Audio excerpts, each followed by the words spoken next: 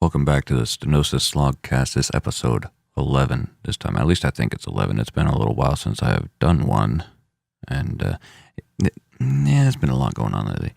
And maybe I'll try to give you an update as to what some of that is. And this one here, maybe not. You'll have to tune in to find out. Well, I guess if you're listening to this, you're already tuned in, aren't you? Stay tuned, as they say. And the other day I was going through Facebook and I was looking at the not marketing, like the Facebook market where people sell shit that are near you.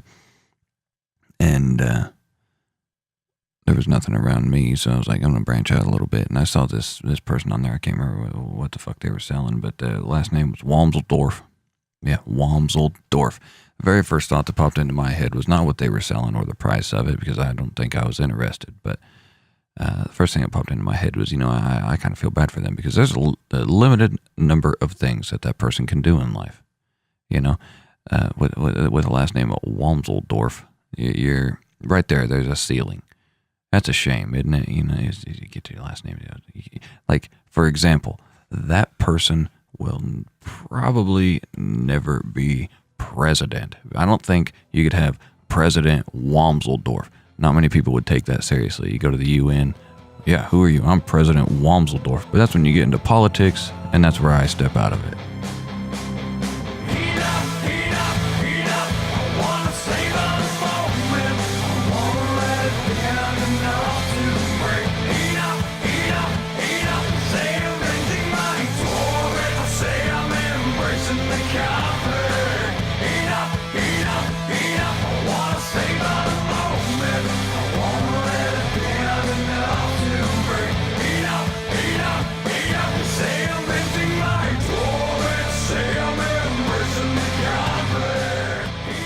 I like that song.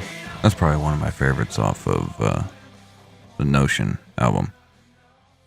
As always, you can listen to the SlogCast at stenosismusic.net. Kind of slowing down my website to uploading all these audio files. Or you can listen to it on iTunes. You cannot listen to it on Spotify, but you can find my music on Spotify, which I would really be appreciative if you do that. You just go to Spotify and type in Stenosis or Stenosis Music or something, and then you'll see my ugly mug pop up. And by ugly mug, I mean me wearing a mask. Which, that's been another topic. Wearing that mask is a pain in the ass sometimes. I guess I kind of chose my own grave there, but excuse me. It's difficult. Like, doing videos with that thing is fucking hard. I haven't done videos in a while, and not because of the mask, but because of many reasons. YouTube has changed a lot recently. They said that whenever they did that whole gonna change their monetization, the partner program thing, to where you had to have 240,000 minutes of watch time in the last 12 months and at least 1,000 subscribers. If you didn't meet that, then you got the boot. Well, guess who didn't meet that? Me. And I got the boot. The day came where they was like, we're going to kick the channels off. And I was like, oh, okay. And then the day came and my channel was still there. I was like, fuck yeah. For some reason I made it through. Nope. It X-nayed on that. It was like 2 days later. And, but since then they say that monetization has no bearing on views. Bullshit.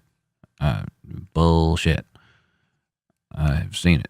And whenever I don't know. I mean, yeah. I say that's bullshit, but then YouTube, the algorithm has changed so much, and I've really reached. Oh, dropped my USB drive. I've really reached a place mentally. I've been doing a lot of reflecting and shit like that, because I noticed I wasn't enjoying music. Whenever I was thinking about writing new music, I was thinking to myself, why? Why would I write new music? What's the point? And I never used to think like that. I used to think of writing music as an adventure, as it was a drive. It was something I had to do. And YouTube, we'll start with that. And so I did my videos on YouTube, and I still do, or I probably will. But they've changed the algorithm so much that they've limited channels drastically. I have a theory on why YouTube did their whole update of monetization bullshit, because they knew they had a bunch of channels that they were going to X-nay, and the channels did not get paid. The money that I had, See, if you don't know, YouTube requires you to meet a certain threshold of money. In the U.S., it's $100. It's different in Europe, but I'm pretty sure. But anyway, it's $100 in the United States, and you make jack shit from ad revenue anyway. But check this out here. If you did not meet the threshold, that's the payout threshold, and if you don't meet that, then you don't get your money. Whenever YouTube X-nayed all the channels that fell below 240,000 minutes of watch time in the last 12 months and 1,000 subscribers, which I have 1,000 subscribers at the time of recording this, it's 1,173. That could be up or down tomorrow, I don't know. But whenever, what the fuck was I saying? This happens a lot. So you have the 240,000. If you didn't meet that, you got X-nayed. I didn't have that. I got X-nayed. Well, you don't get your money. The way you had to go about it in order to get the money that YouTube owed the channels, each channel that got X-nayed that had funds sitting in their, revenue, little fucking tab thing, you had to go and you had to close your AdSense account. I don't know if you know this, but getting an AdSense account is kind of a pain in the dick. It takes a long time. You have to get this little card from Google, nice little official card, kind of looks like a happy birthday card, but it's not. It says Google on the front, gives you the warm fuzzies, and you open it up and it has some sort of code thing, and you have to go through. Anyway, it takes months. Long story short, it takes months. And you had to go through and you had to cancel your AdSense account in order to get the money that YouTube owed you, because YouTube is owned by Google. And if you did not, if you didn't do that, you didn't get paid. Like me, I couldn't afford to close my AdSense account. That thing is linked to many different things, and couldn't afford to do it. In which case, YouTube kept all the money. But you know what happened? That it is a little fishy is YouTube did that whole thing where they X-nayed a bunch of channels, right? And a bunch of channels didn't close their AdSense accounts. So that money just went right back to Google. Well, YouTube also hired a shitload of famous people to then open channels on YouTube. It makes you wonder where they got the money for that, because it wasn't long ago YouTube was claiming a giant loss. They had no money and they had lost like $1 billion or some shit like that. Well, one way to make up the what you would have to pay in a really famous person like Will Smith or Demi Lovato, is that her name? Demi Lovato? Or Kevin Hart, or any of these other famous celebrities that YouTube is bringing on, because YouTube has even said they want to be the next Netflix, which would be fucking stupid. And I think, my personal opinion is that they took all the money from those channels so that they could pay the famous people. Had nothing to fucking do with what they called bad actors. Had to do with getting famous actors. If we want to use the word actor. No, I'm sorry, that was my little rant. But yeah, YouTube has this stupid algorithm shit. Every platform has it, and it's irritating. And whenever I would post like a cover back in the day, which was a Tuesday, I don't know if it was a Tuesday or not. It's just a funny thing that I say. If somebody says back in the day, I just pick out a day of the week. Typically not a weekend though, if you want to know the semantics of it. And I would upload this video, cover video, and it would do fairly well. I mean, if you look at my older covers, they all have over 1,000 views, I believe. If I post a new cover, that thing doesn't do shit. It doesn't get shit for views. And I'm not entirely sure why. I mean, there's a bunch of reasons and analytics that go into it. Like I did a cover of the Breaking Benjamin, what the hell, Feed the Wolf. And even if maybe some people didn't like the way I did it, because I record covers my own way. I cut out parts that I don't want in there. I add parts that I do, whatever. And of course, it's going to sound different. Breaking Benjamin, they have a little more funding than I do, plus a record label and a support team and a management team and a marketing team and a promotion team and all that team stuff. Whenever my team is sitting here talking to a microphone, hi, how are you? So some people get pissed off that it doesn't sound like the original, whatever, I don't care. But the covers don't get very much views, or let me put that into actual English. The covers do not get many views anymore. And it's frustrating. It can take the wind out of your sails real quick. Whenever I would post just regular videos before the channel monetization, before the updates on YouTube, they would get more views than they do now. And now whenever I post a video, I mean, sometimes it's 20 views, sometimes it's 70. But it always stagnates very quickly. And I have 1,173 at the time of recording this. I'm kind of afraid to look at my phone to confirm if it's 1,173, because there'll be days where it goes up 2, down 3, up 1, down 2, up 2, down 1. And that's, it's a fluctuating thing. And it doesn't always just rise. Nothing like that happens in business. But the whole point is the whole algorithms thing. I hate the fucking algorithms. Like on YouTube, I quit cussing in my videos on YouTube because I thought it would have my videos do better. Wrong. And I backed away from YouTube. I did, what was it, 43 days or 45 days or something like that of daily content, or nearly daily content. And I noticed this odd progression where, and this is kind of a paradigm, or was it paradigm? Paradox. This is a thing with musicians. I found specifically, and maybe some other creatives, I don't know, or other fields where you have a following. The more visible. They say visibility is king, content is king. Well, that can be true in other aspects. Like Casey Neistat, if he doesn't post a video, his stats go down. But if he keeps posting videos, then his stats go up, because he's not a musician. He's in a different field of creativity. He's in a field of movies, right? Or what he calls movies. I personally don't believe that videos on YouTube can be classified as movies if they're like 8 to 12 minutes and they're every day. I don't know, semantics, I guess. But I mean, if I released 2 songs and called it a full-length album, that would be weird. Anyway, with where the fuck was I going with that? Oh yeah. So the more content that I put out, gradually the less views came in, the slower the subscriber count went up. And I actually even lost subscribers.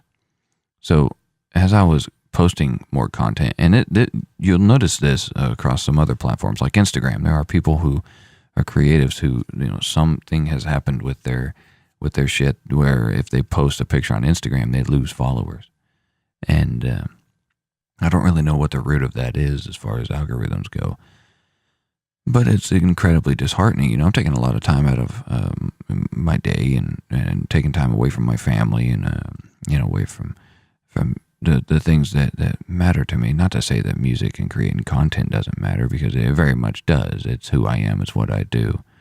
But whenever I would spend, I would say a video takes about 6 or 7 hours. Not to film, but I mean to film it and then take all the SD cards, put them in my laptop, and then edit them in Premiere, and then take that, export it down, and then upload it and do the metadata. And by metadata, I mean whenever you upload it to YouTube, you have tags, description, title, thumbnail. With a thumbnail, I would usually now do in Lightroom. But if I remembered to take a picture, which about half the time I didn't, because if you just take a still image from the video, the quality isn't great. And whenever you go to edit it, it looks like you rubbed it with a potato. And so, yeah, I would post more videos, and I posted and I replied to every comment, and I did a little heart thing that you can do on every comment. And I would leave meaningful replies, and I always said thank you and whatnot. But an interesting thing happened whenever a creative person, especially a musician, does that. You notice a linear decline. The more content you create and the more you, I don't want to say engage, the more you communicate with people. If people comment, you comment something long back and thoughtful and meaningful, the more you do that, the less engagement you have. It might seem weird, it might seem counterintuitive, but this is not the first time this has happened. There have been times in the past where I'm like, you know what? Fuck it. I'm a person, and I'm gonna try to talk to these my followers, and because I appreciate every single person that follows me and every person that subscribes to me on YouTube, and I want to have a connection with everybody. I would like to have that deeper level of connection, but the reality is the very, very, very mass majority of the followers of a creative, they don't want that. They want to enjoy the content, but they don't want the intense connection to the artist. And that's also, it's a thing in psychology. The more comfortable you are with something or someone that you look up to, the more normal it appears and becomes. And whenever something becomes normal, you no longer want it, or you no longer crave it. Whenever you wake up, do you find yourself like happy and energetic and motivated to breathe air? No, because you breathe air all the fucking time. It's no longer special to you. But if you went to bed and every night you had a deprivation of oxygen, and it was a conscious thing, and every day you had to, or once a week or something, obviously you couldn't live without oxygen. This is just an example. If you had certain periods of time where you could only access enough oxygen to make you feel good, you would look forward to it. It would become a treasure. It would be something that means more to you than the oxygen you breathe every day. I just found out that my ink pen, the little clicker on my ink pen, can screw into the bottom of my cell phone holder for my tripod. That's kind of cool.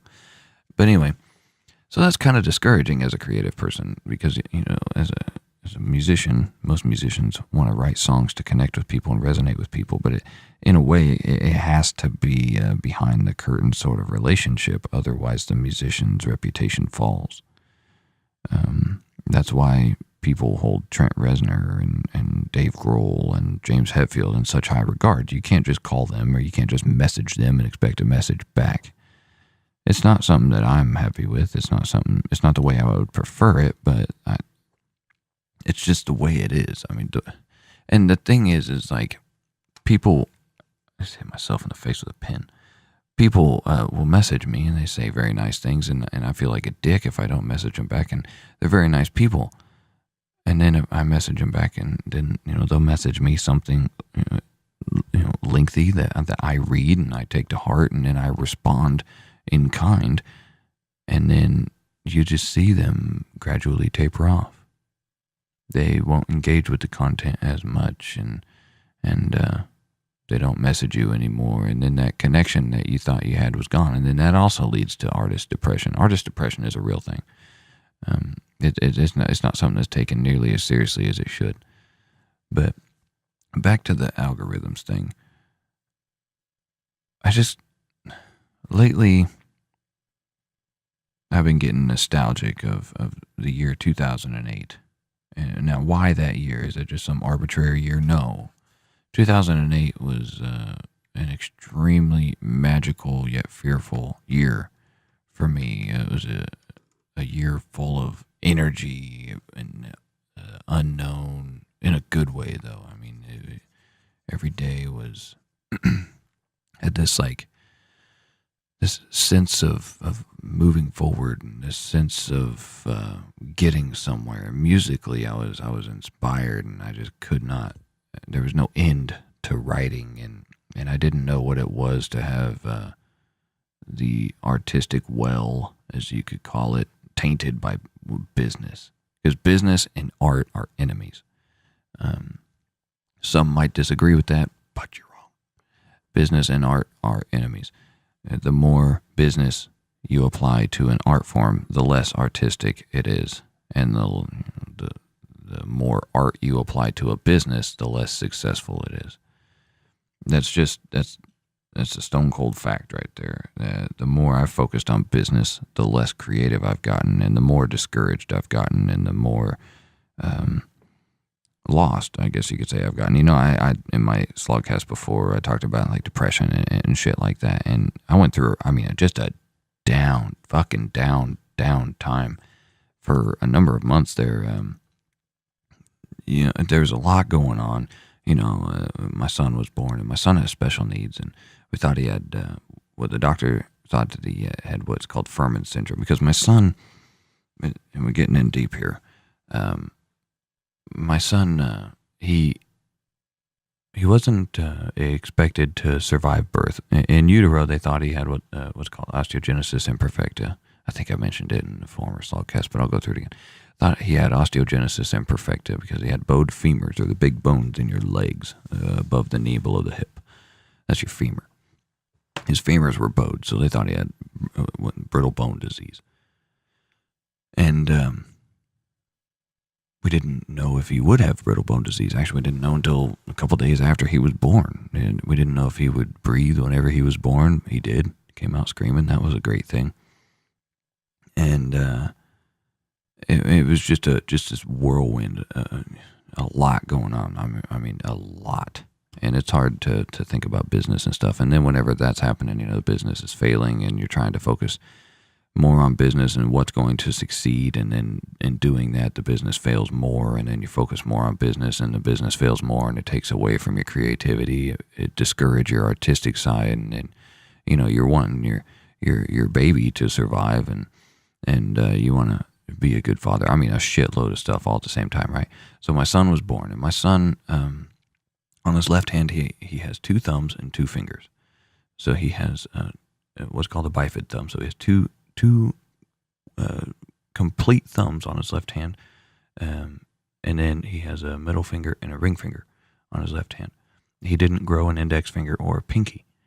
And then on his right foot, he has 4 toes. He has a big toe and a baby toe, and then 2 toes in the middle. Whichever one of those he didn't grow, he can take the pick of that. But he still had, he has a bowed femurs. He had club feet, which we're still working on. He just got into the bar and brace. He was in casts for 11 weeks, and a lot of sleepless nights. Actually, just here a few nights ago, he slept for the entire night for the very first time. He's 7.5 months old, and for the very first time, he slept the whole night, like 3 or 4 nights ago, and my wife and I, we woke up and we thought he died, because you have this fear that he's going to die. You go through months and months and months and months and months expecting something to happen, and everything. He's such a wonderful, wonderful little boy, and I never knew how magical parenthood would be. I really didn't. But anyway, they thought he had Fuhrman's syndrome because it turned out he did not have osteogenesis imperfecta, so they thought he had Fuhrman's syndrome. So they had to do a genetic test on him, and they had to sequence his genes. And what that means is basically they took genes from his blood, and they had I mean, people joke around. They're like, oh, so it's like cloning.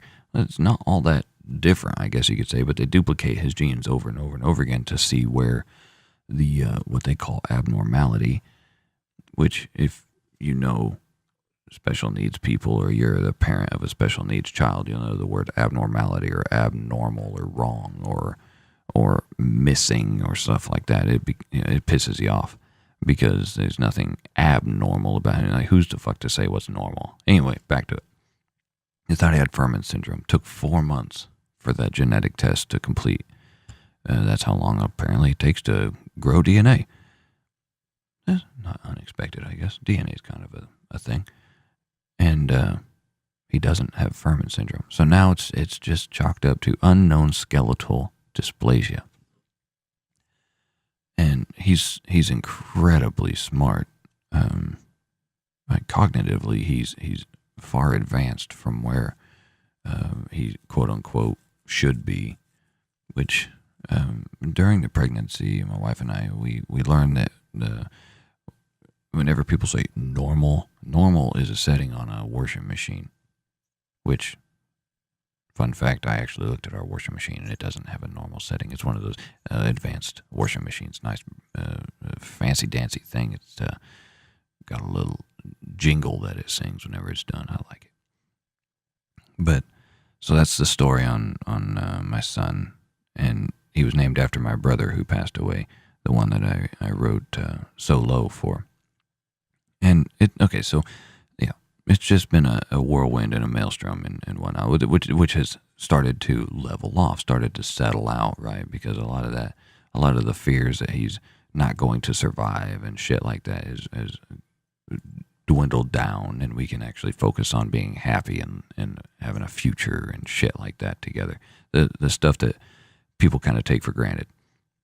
In the middle of all this, I've been trying to make Stenosis successful, trying to be artistic, trying to think of what the fuck I'm going to film, trying to have a happy persona, because if I'm depressing in every video, that's not going to be good. Not many people are going to watch that. Trying to think of the algorithm and the algorithm on Facebook and on Instagram and on YouTube and whatnot. And I downloaded Vero because that was promising. It looked like a thing that was really going to go somewhere. It looked like it was a social media app that was designed. It was chronological timelines, which Facebook and Instagram got rid of because they're fucking stupid. And Vero looked really, really good. And Vero is as quick as it was born, it died. Because something, but yeah, and there's nobody really engaging on Vero, so it's a pointless thing. I mean, I'd do better to create a song, burn it to a CD, and go plant it in the yard, expecting a record label to grow. It's not going to happen. So you're at the mercy of YouTube, Facebook, Instagram, Twitter. I feel like Twitter, I mean, people bring up Twitter. I am surprised as shit that Twitter is still alive. I guess whenever you have politicians that just go fucking nuts on Twitter, it's kind of hard to kill that. I mean, it's free entertainment, but Twitter, like, to me, I feel like if I went and sat down at the fence in the backyard and talked to the fence post, that would pretty much be the equivalent of posting on Twitter. I mean, every time I post on Twitter, it's fucking shit. I could put the mic on mute, speak something, and it would have, probably the same chance of engagement as Twitter does. It's just so loud. Twitter, there's so much shit going on. Oh shit, I didn't know that came apart. Oh, sorry, I'm playing with my thing. Not my thing. The cell phone holder. Come on now, peoples. Keep it straight here. And then, Twitter has that shit too, where you're going through and it's like, this post was from 13 minutes ago, 2 days ago, 1 year ago, 5 minutes ago. What the? I don't care. God damn it. Chronological. Like if I don't know. I hate the, what's it called? Like the, whatever the fuck they call that algorithm shit where it's, they post what you most engage with. That's a surefire way of ruining the creative mindset of people. Because if you're fed only the stuff you engage with, you will never get anything new. It is incestuous and bastardizes itself and is more incestuous and more incestuous and more incestuous. And eventually you are in this tiny, tiny, tiny little fucking pocket of all you know and engage with, and you're never branching out to something new to learn something new. And I think that's one of the biggest mistakes of social media. Not to mention, Facebook limits heavily the engagement rate of Facebook pages, like business pages, band pages, and anything like that. That's why you don't see these big bands posting just casual stuff, because people got all pissed off whenever they found out that YouTube doesn't show subscribers. Like if somebody hits the notification bell, YouTube doesn't always notify them, and the views on YouTube are super low compared to the subscriber rate. People were all pissed off. It was like 2 or 3 months ago, something like that. Boogie2988 posted a video about it. So whenever he posted it, that's how long ago it was. And people are upset because if somebody subscribes to a channel, YouTube doesn't always show them that video. Actually, it rarely does. So if you have, take Casey Neistat for example. Let's just use him right there. Casey Neistat has over 10 million subscribers. I'm gonna look it up real quick, like just so I can give you an accurate number here. 10 million subscribers, and he averages only 1 million views. Now that's 10%. Shit, that's not what I wanted here. Casey, yeah, look at that. 9.4 million subscribers. That's a lot. I feel like that has went down though. Anyway, we click on his channel, and he's one of the most popular YouTubers out right now. And so 9.4 million, and he averages 1 million views on a video. It's about 10%. And I'm sure, being that's Casey's business, and he does make a substantial income from this. I would be genuinely surprised, actually, to the point of not believing if Casey told me that he spends zero money in paid promotions on YouTube. I know for a fact he does, because whenever I was watching another video, the pre-roll ads that popped up was one of his videos that he did for Esquire, I think. Don't quote me on that. But anyway, there was one. And I remember going, holy shit, yeah, look right there. So that's where another portion of his views comes from. He's been a long time YouTuber, but the thing is 9.4 million, and he averages 1 million. So take that, there's 8.4 million subscribers that do not watch his video. 8.4 million. You have any idea how many people that is? Now you have to ask yourself, why? Why don't they watch his video? Well, certainly it's not because there's 8.4 million people who just forget about Casey Neistat. Even if 50% of his subscribers watched his videos, he would be getting 4 million, let's see, 9.4, okay, just roughly like 4.5 million, 4.75 million views per video if half of his subscribers watched. But he gets 1 million, and then they stagnate. And if you go through his timeline, they're all about 1.2. Sometimes he gets to one that, they'll go up to 2 million or so. But they all stagnate. People aren't coming around to watch them in a week or in 2 weeks or in a month. Videos have a shelf life of like 24 hours. And that's very, very frustrating as a small creator. And of course, I could look at it and saying that, like, I'm an anonymous artist who has built a channel of over 1,100 subscribers organically by myself, doing it all alone, and that is an achievement. I feel proud about that. But I'm an artistic person first and foremost, and I've really lost touch of that. There's videos I'm not proud of posting, and I do feel like I got away from what I really want to do and what I feel represents me the best. I wanted to create more content in thinking that it would bring more people to the channel, but it didn't. So I'm backing away from that, reapproaching what I want to do. And like I said, business and art are enemies, and I would rather be standing on the there it is. I would rather be standing on the side of the field of art than business. And it's hard to play the algorithm game. Just imagine if Bob Ross back in the day, or anybody, like, look at Queen, the band Queen, or look at Metallica, or look at Bob Ross the painter, or I don't know, Harrison Ford, anybody in a creative field. Just look back at them, and we'll take Bob Ross for an example. What if Bob Ross had to, solve a Rubik's Cube before he could have a successful painting television show? That wouldn't make any sense whatsoever. What the fuck does a Rubik's Cube have to do with painting? Nothing at all. There's no reason that you should require Bob Ross to test that side of his brain so that he could be a painter on TV. But that's ultimately what's going on in today's society with all these algorithms. Facebook's algorithm and the algorithm. You hear the word algorithm. If you are in any sort of familiarity with social media or with YouTube, which some argue is a social media platform, which they could do some things to integrate it to be one, but it's not. It's a video platform. But if you're familiar at all with any social media platform or YouTube or anything like that, you will know the word algorithm.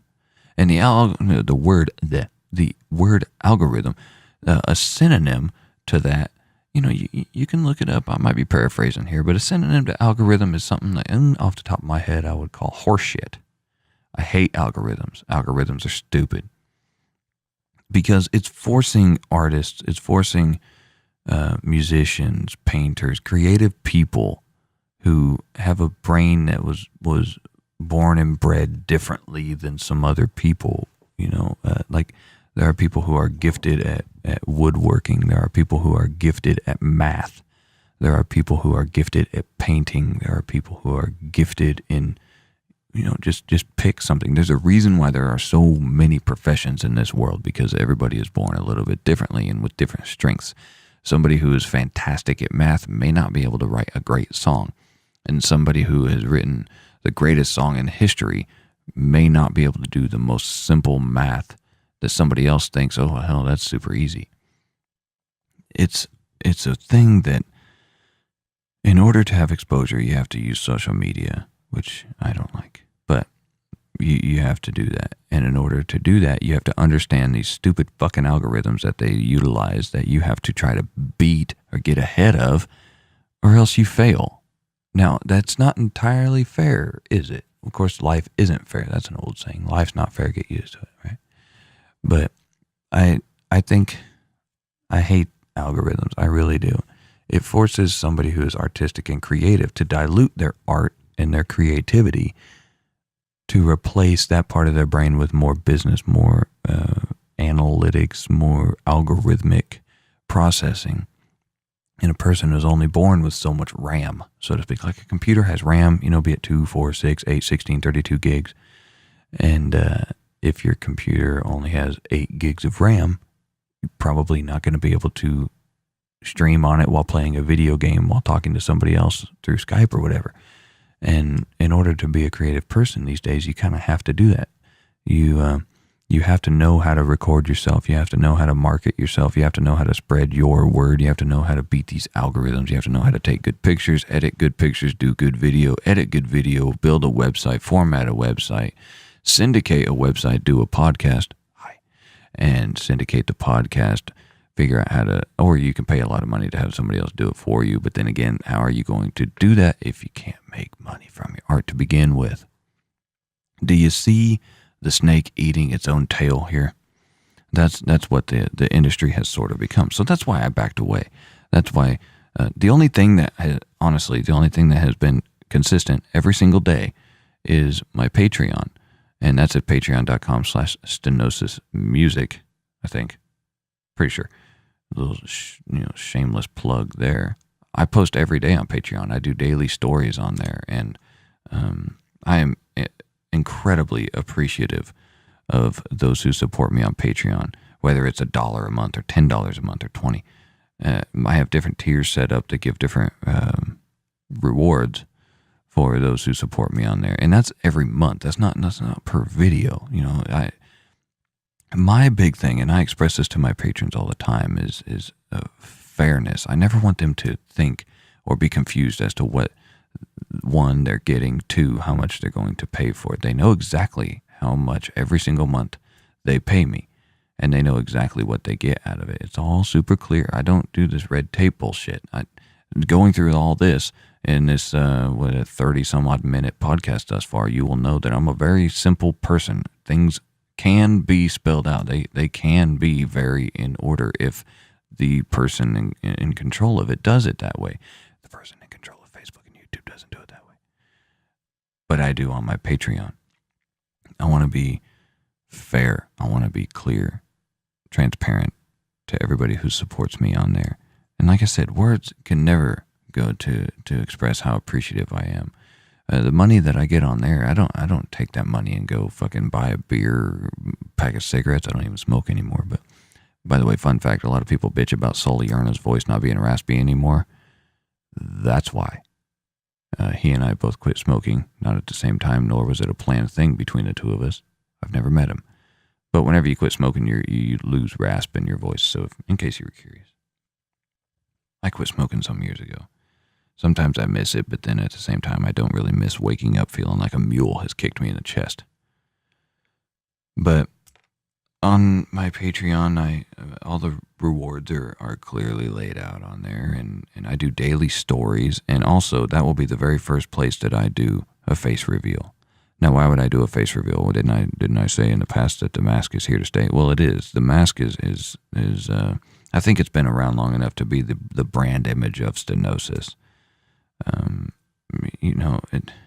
it's one of those things where I want to be more personal, and I'm trying to figure out how I can do that without losing my audience. And of course, I brought it up. I've talked about this stuff with my patrons, and they're incredibly loving to me. They really are, and they say that they're here because of how genuine I am. Which that's one of the things, if anything, that I try to get across is I'm not trying to pull the wool over anybody's eyes here. I'm trying to be as genuine as possible.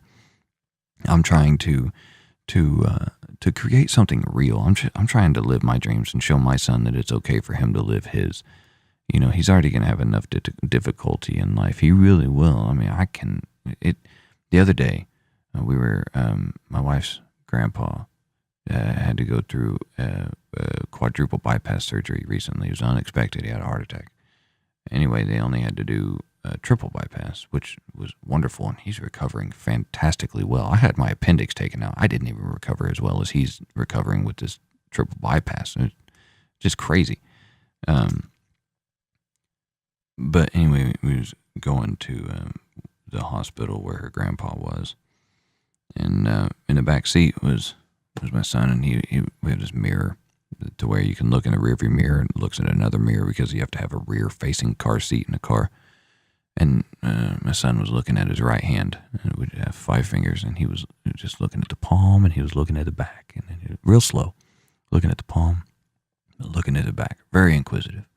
Palm, back. Well, that's interesting. Looking at the palm, looking at the back. And then he brought his left hand over, and then he held the two side by side. And of course, they don't look the same. One has 5 fingers, and one has 2, and then 2 joined thumbs.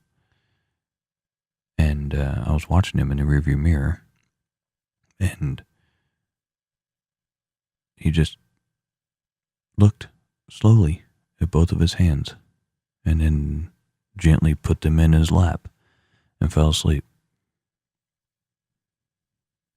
That's really hard, and he's going to go through a lot of difficulties in life. And if there's, I always wanted to be the best father that I can be.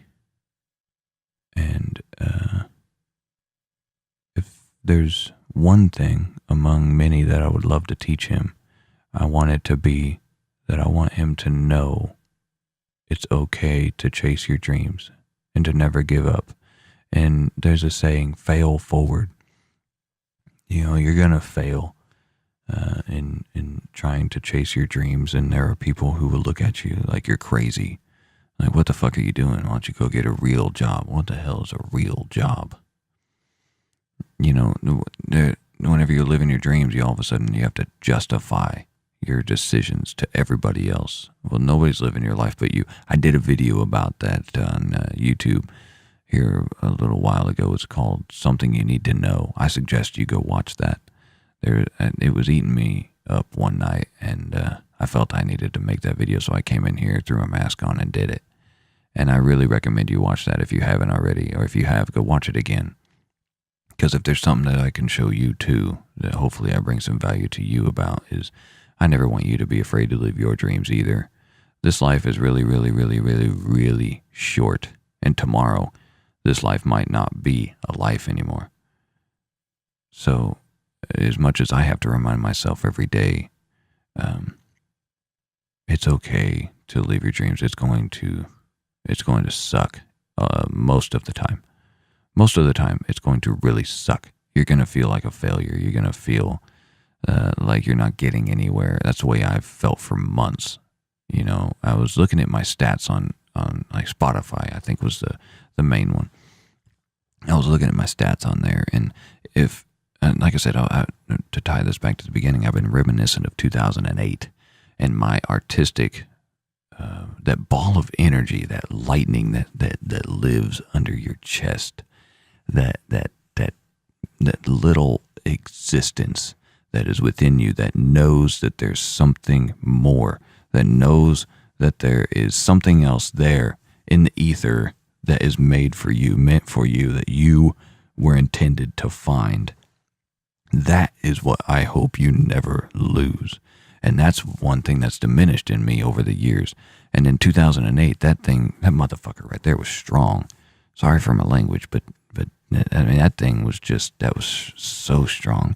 Every single day, it was just driving me forward. Just this power, this intensity of music, of creativity, of being in a band. And I was a front man at the time, and I was scared and I was nervous, and I ended up quitting my band because I didn't have my anxiety medication then, and it got overwhelming, and I didn't know what to do, and it felt like I was being backed into a corner. And now, nothing, in a way. I mean, I'm trying to get that back. And I was looking at my stats on Spotify, and I was seeing all these wonderful stats. I've sold an album in every country, I've sold an album on every continent, save for Antarctica. They don't have internet. I've sold an album on every continent in the world. And I'm streamed every day in over 30 countries. And my listens or streams are up. And if I were to have went back to myself in 2008 and said, hey, do you want a career with this, and have all the numbers written down on a piece of paper? Do you want a career with these numbers? I would think to myself, my God, that's making it right there. I've had conversations on the phone with people you wouldn't believe. Maybe some of you might believe it. I don't know.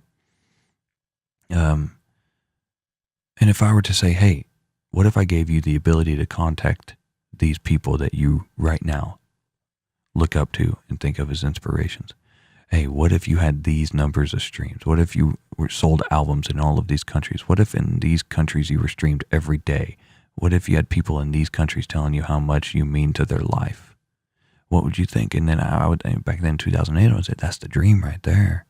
That's exactly what I want. And now that I'm here with all those numbers, with those contacts that, I can send a message to musicians that are, not every musician. There are some people that I've come acquainted with and friendly with over the years that I can send a message to and have a phone call with, and have had phone calls with, that would make my 2008 self lose my mind.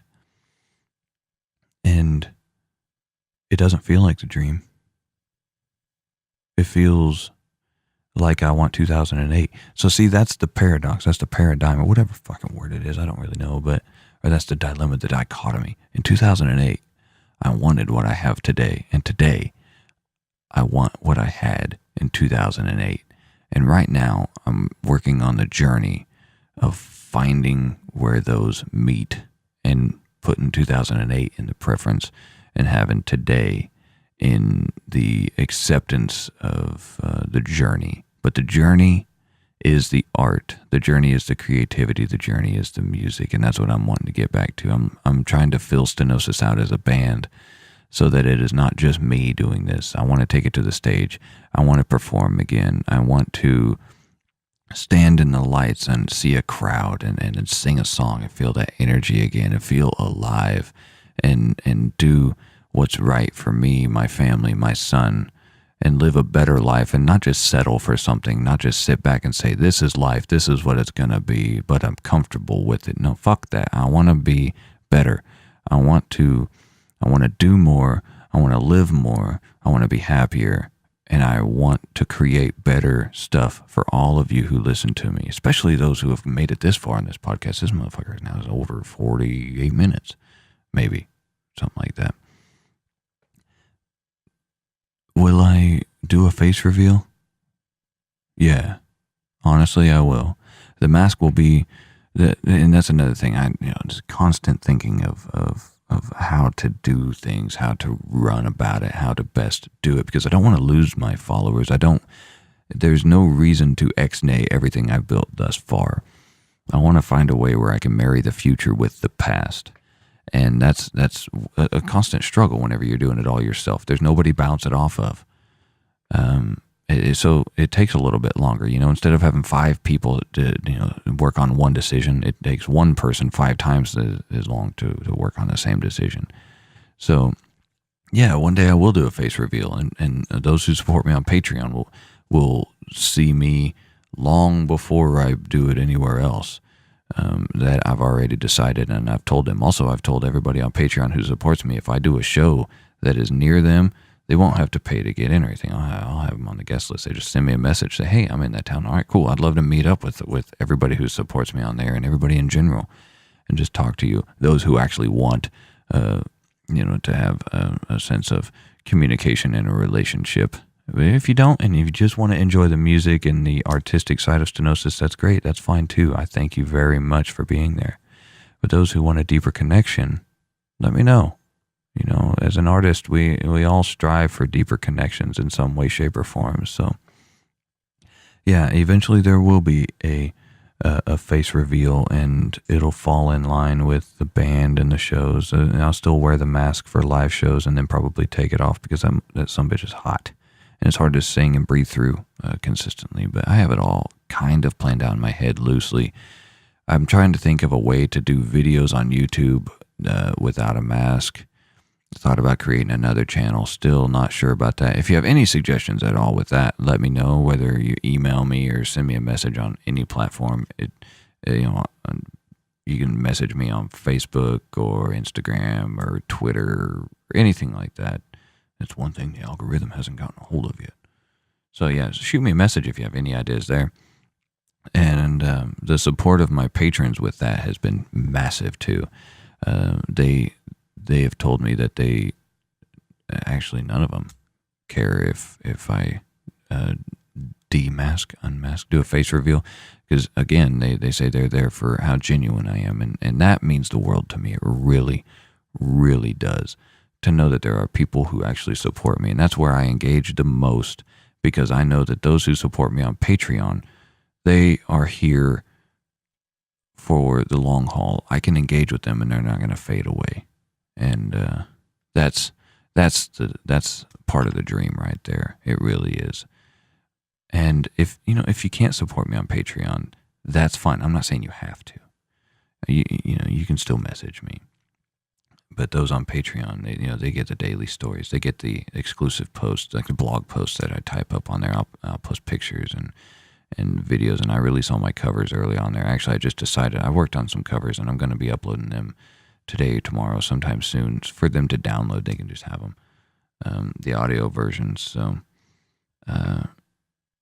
yeah, this SlogCast has gone on here for quite a while. So I better wrap it up here, reminiscing about 2008. That was an excellent yet chaotic year, and I believe one of you who is listening to this right now knows exactly what I'm talking about. Yep. You might hear from that person in the future. The rest of you might hear from that person. I hope you do. I really do. Not to make it mysterious or mystic or anything, but yeah, there's somebody who might be listening to this the same as you. And if things work out, which I desperately hope they do, then you'll get to know him. And I'll tell you, things will be, it'll be a whole new fucking world. Trust me. As always, let me know if you made it this far. Type "I did it" in any of the platforms. I can't really comment on iTunes. Anyway, you can comment on the website at stenosismusic.net, or you can go to the YouTube channel. I'll eventually upload this to there. I'm not in too big of a hurry, but you just type "I did it," or you can type it on a picture that I post on Instagram. Anywhere, I will see it, and put it on Twitter or something. You just type "I did it" and then tag me in your post. I have merch on Amazon. there's some stuff that I've designed, and I'm going to be taking that stuff down and redesigning and getting some new stuff. So if you want that, just go type in Stenosis Music on Amazon.com, and they fulfill everything. So it's a stress-free thing for you. You don't have to worry about the hassle of anybody in between. It's direct from Amazon. I just design the shit, and then they build it and send it to you. And Stenosis Music on there. Thank you very much for being here. Go to Spotify and follow my page there. That would make me feel great. You can listen to my music there too. That's where I'm really looking at Spotify. And hopefully they interact some social media aspects on that platform. I think they would really, really benefit from that. But there it is. Look forward to some covers coming up in the future. Type I did it if you're here. Thank you so much for being here. I appreciate the support. And I will talk to you next time.